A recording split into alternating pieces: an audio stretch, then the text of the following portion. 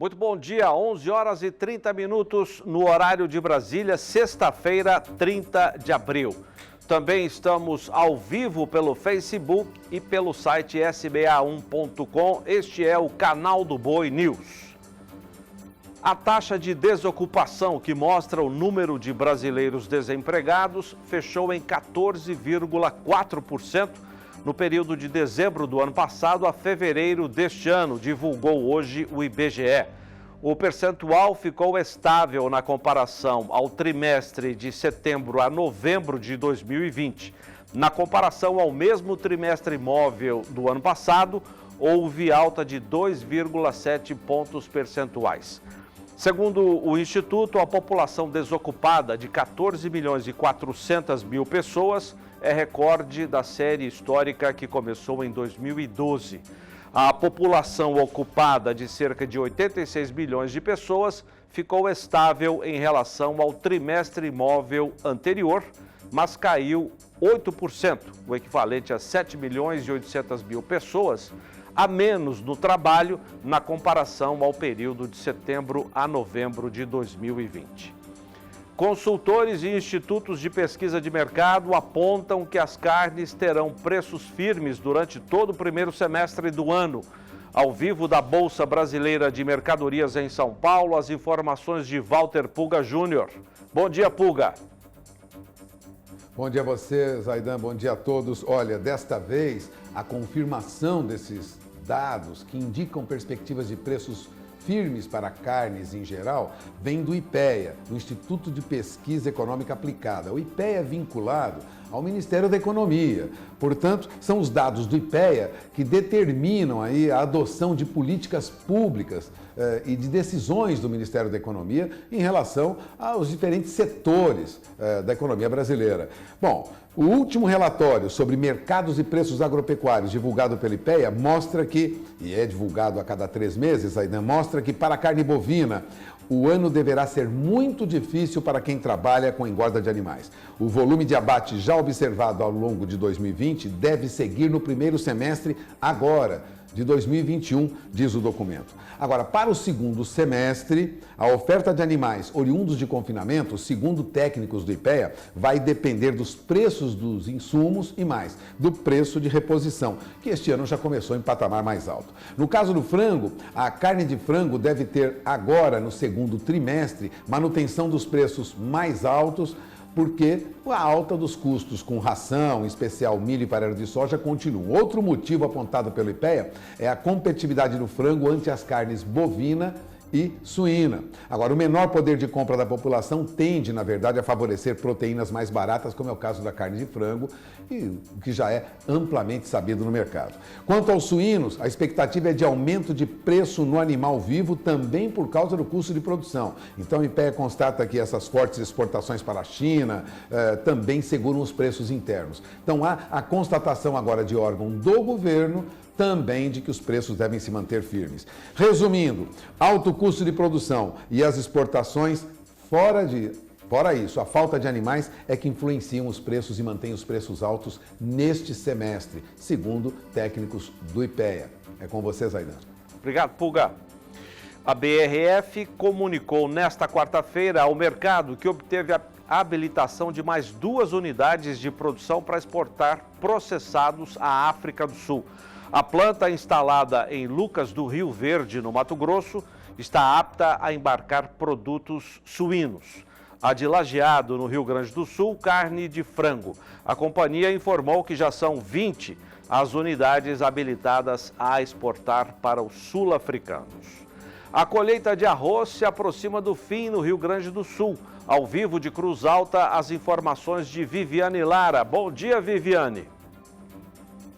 Oi, bom dia para ti, bom dia a todos que estão nos acompanhando. O Rio Grande do Sul está finalizando a colheita de arroz. Segundo o Instituto Rio Grandense do Arroz, 95% dos 945 mil hectares destinados à cultura para esta safra já foram colhidos.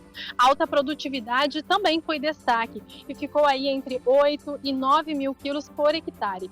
Destaque para a fronteira oeste com 9.500 quilos por hectare. Essa produtividade é bastante bastante importante para o IRGA, já que 65% das cultivares utilizadas nesta safra foram desenvolvidas pela equipe. Outra notícia boa essa semana para o setor foi o anúncio do Ministério da Agricultura sobre a abertura de cota para o mercado mexicano, que vai importar aí 75 mil toneladas de arroz com casca até dezembro.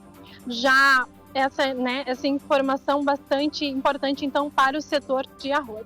Já a comercialização da saca de 50 quilos é de R$ 87,00, segundo o informativo divulgado pela Emater ontem. São essas as informações aqui do Rio Grande do Sul.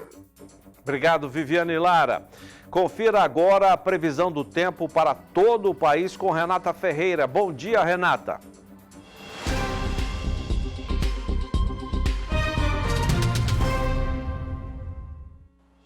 Bom dia, Zaidan. Bom dia a todos. O mês de abril se despede com tempo seco em vários estados do país, viu?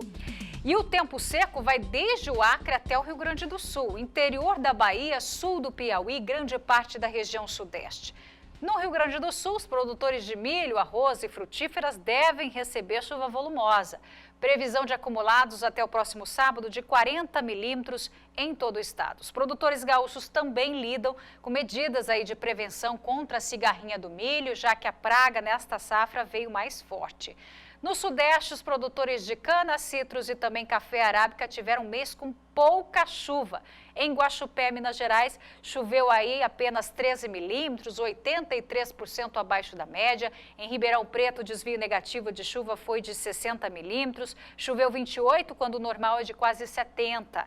Os próximos dias continuam assim com tempo firme na região. No Centro-Oeste, pancadas isoladas de chuva ocorrem pelo estado de Goiás, também Distrito Federal, neste final de semana. Infelizmente, não será aí uma chuva volumosa, mas é muito bem-vinda para o milho segunda safra. Os produtores de cacau no sul da Bahia também esperam por uma chuva melhor em maio. Em abril, o município de Itacaré registrou 43% a menos de chuva do que a média para o mês. Maio começa com melhor frequência aí de chuva, viu? Em 15 dias acumulados, em torno de 70 milímetros, aumentando aí a umidade do solo e desenvolvimento do cacau. Já na região norte, abril foi marcado por chuva acima da média no Amazonas, Roraima e também Pará. Hoje, chuvas com trovoadas em Altamira e Santarém, mínimas entre 21 e 23 e máxima de 32 graus. Em Manaus, chove forte e os acumulados previstos são altos, máxima também de 32 graus. Em Boa Vista, a chuva aumenta hoje com previsão de temporais, máxima de 29 graus. E daqui a pouco eu volto com mais informações do tempo. Zaidan, é com você.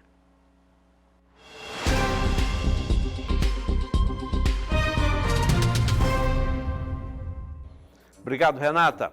Abril termina com bons resultados parciais de exportações de carne. Douglas Ferreira. Os embarques de carne suína, por exemplo, aumentaram mais de 60% em relação a abril de 2020 pela média diária e somam mais de 76 mil toneladas. Isto significa que o mês pode fechar com a marca inédita de 100 mil toneladas. Os embarques de carne de frango chegam perto das 20 mil toneladas por dia e somaram 297.498 toneladas até o último dia 27 de abril. Para a carne bovina, espera-se embarque de 142 mil toneladas. Nos embarques, até esta semana, a soma passa dos 106.600 toneladas, um volume 22% superior ao registrado há um ano atrás e o melhor resultado dos 4 primeiros meses de 2021. O Conselho Monetário Nacional vai aumentar o limite de financiamentos de custeio para produtores de milho e sorgo. Ao vivo de Brasília, as informações de Berenice Leite. Bom dia, Berenice. Bom dia, Zaidan. Essa é uma das medidas para estimular o plantio de milho da safra 2021-2022. Além da maior oferta de crédito, o produtor também vai poder contar com mecanismos de apoio na comercialização, no incremento da produção de milho e também de sorgo. O Ministério da Agricultura fez essas propostas e ontem à noite, na quinta-feira, o Conselho Monetário Nacional aprovou o aumento do limite de financiamento do custeio e isso vale a partir do dia 1º de julho. Então, o limite que até então é de R$ 3 milhões vai passar a ser de R$ 4 milhões por produtor. Também, a partir do dia 1º de julho, os médios produtores rurais poderão ter acesso ao custeio para o plantio de milho e sorgo no limite de R$ 1.750.000. Lembrando que até então esse limite, o teto, é de R$ 1,5 milhão. Em um momento em que o país lida com preços recordes do cereal, esta sem dúvida é uma boa notícia, até porque esses altos preços acabam impactando na indústria de carnes. Zaidan? Obrigado, Berenice. O Banco do Agricultor Paranaense, criado por lei aprovada na Assembleia Legislativa do Estado no ano passado, começou a funcionar oficialmente nesta semana. Mauro Andrade. Os primeiros contratos foram assinados durante o lançamento do programa no Palácio Iguaçu na terça-feira. A produtora rural Joyce Cassiano de Candói, na região centro-sul do Paraná, conseguiu um empréstimo de R$ 28 mil para melhorar o rendimento da sua propriedade leiteira. Segundo o banco, ela terá 7 anos para quitar o financiamento com juros subsidiados pelo governo do estado. O alcance do programa é estimado em R$ 500 milhões. O preço do leite captado em março e pago aos produtores em abril subiu 2,3% na média Brasil líquida, chegando perto de R$ 2,00 o litro. Ao vivo, as informações de Vinícius Souza. Bom dia, Vinícius. Oi, Zaidan, bom dia para você, bom dia para quem está acompanhando o canal do Boi News. Zaidan, é isso mesmo, esses são dados que foram divulgados pelo relatório mensal, né? E apontam aí que o preço que foi pago subiu R$ 1,98, mais 37. É bastante positivo, porque depois de 3 meses de retração, né, os 3 primeiros meses do ano teve uma queda de 10,7%, agora a gente percebe então esse aumento. Além disso, Zaidan, em relação a abril do ano passado, esse mês foi bastante positivo, registrou 28% de aumento. Além disso, a gente percebe também que esse valor subiu porque a oferta da matéria-prima ficou limitada no mês passado. Mesmo com a alta, a vida do produtor de leite segue um pouquinho apertada aí devido aos altos custos da ração para os rebanhos. O produtor tem perdido, Zaidan, margem nos últimos meses e assim deixa de investir na produção, isso de acordo com informações desse relatório. O movimento de valorização deverá se repetir de forma comedida e ele pode ser freado se a por leite brasileiro permanecer aí, então, um pouco mais enfraquecida. É esse o cenário que a gente tem agora, a gente segue acompanhando e as expectativas, então, como a gente disse, de acordo com esse relatório, é que esses números ainda possam continuar se repetindo e talvez melhorar. Zaidan, volto com você. Obrigado, Vinícius. Com seca severa, áreas de cana podem receber chuvas só no final de maio. Kaile Rodrigues e as informações. A safra 2021-22 de cana-de-açúcar no centro-sul do Brasil continua sendo impactada pelo clima adverso, o que tem feito com que usinas atrasem o início dos trabalhos de colheita e moagem em busca de um melhor desenvolvimento das lavouras. No entanto, há expectativas para chuvas volumosas para essas áreas produtoras, apenas no fim de maio. Na virada de maio para junho é que as chuvas começam a avançar. Isso acontece porque, embora estejamos em término de laninha, a chuva de meio de ano no Brasil é muito dependente da temperatura do Pacífico. O CB News termina aqui. Muito obrigado a você pela audiência. Voltaremos na segunda-feira às 11h30 da manhã aqui no canal do Boi.